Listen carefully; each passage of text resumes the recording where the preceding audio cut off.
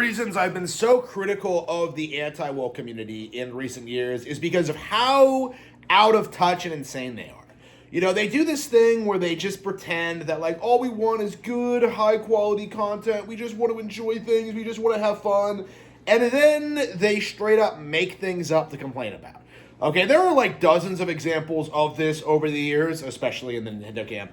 But I think arguably the most prevalent and the most persistent is this weird idea that, like, the Mario movie is woke because Princess Peach doesn't get kidnapped in it. Yeah, because Peach is actually there, you know, actually forming a bond with Mario and kind of establishing herself as a character in his life, and being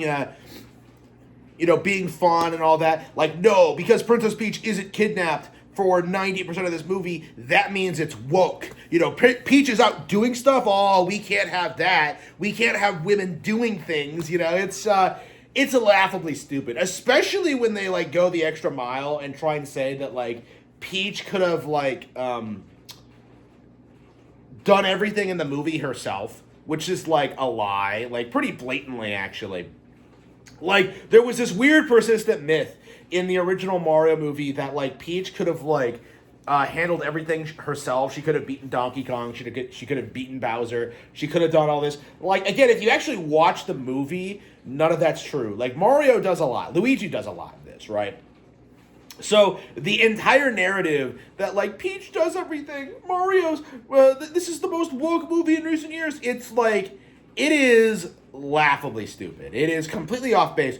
And not only is it not true, it's also completely wrong, because I think in a certain respect, the Mario movie is actually pretty solidly anti-woke, because it pretty definitively kind of demonstrates, strong male characters, going on this adventure. It's like everything that these people would want hypothetically, right?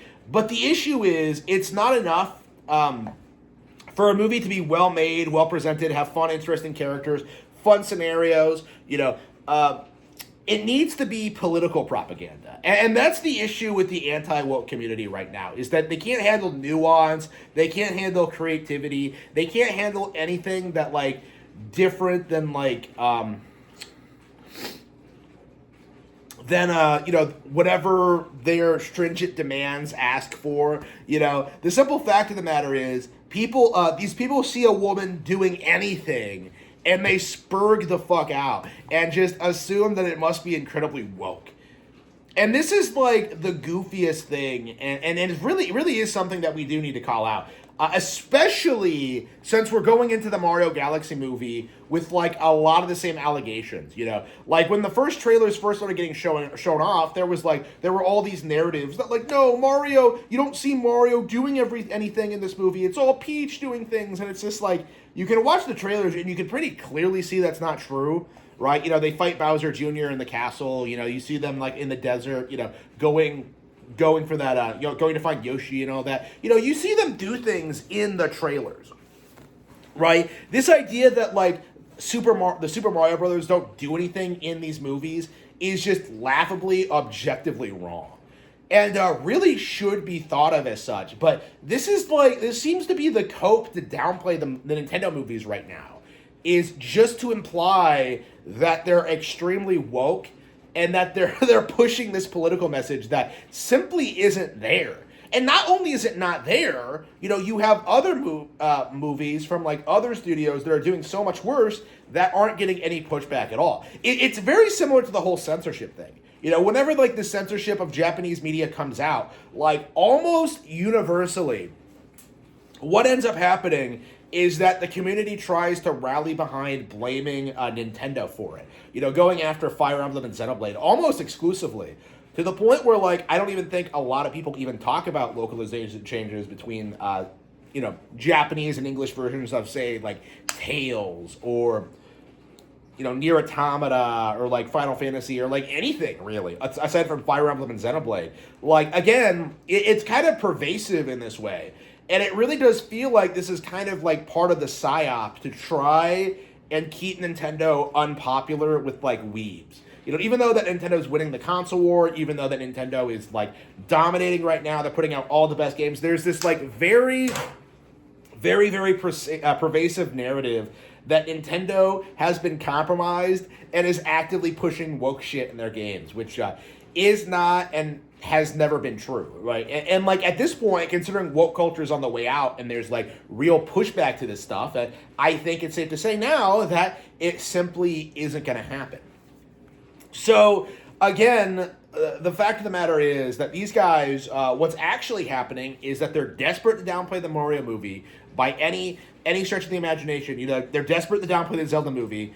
You know, they'll go to any lengths to do that. They'll say anything. They'll do anything. They'll make up any line of dialogue.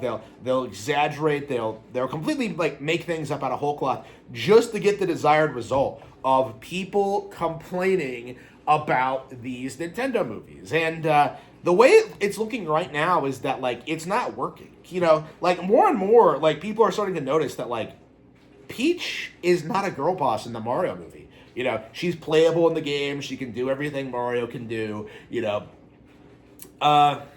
she's been playable since Super Mario Bros. 2. You know, her personality is very similar to like how she was in like the Super Mario Adventures comic. You know, in the old Dick cartoons, like she's a bit more of an action girl. Like this isn't very unusual for a non-video game adaptation of the franchise, right? Like, there's nothing weird about it. Because, of course, if you're a fan of Peach, you want to see her be in the movie and be involved, right? If you like Peach, it makes sense. Again, you know, and like, it's so brazen, you know? It's so ridiculous because, you know, I grew up in that period from, like, you know, where people were calling Peach useless, who said that, like, she only gets kidnapped all the time and that she's not a very interesting character. It's very interesting how we've kind of gone from, like, that to the opposite extreme, where like everyone's accusing her of being a girl boss and is accusing her of like undermining Mario in his own series. And it's just so laughably stupid. It is unbearably dumb, especially when it's applied to her game, you know, Princess Peach Showtime, which the industry desperately tried to pretend was woke, desperately tried to pretend was embarrassing and cringe, but was actually pretty solid and fun. You know, people really, really, really like that game. So the way it looks now is that the community is just kind of desperate to downplay Nintendo right now. They're kind of rallying the troops. They're like, you know, preemptively trying to like make these accusations against the Mario movie. And like, I just don't see it working. Honestly, like this is gonna collapse in a big way once the movie actually comes out and we actually see it. Like even now, watching the trailers, like I don't get that implication at all.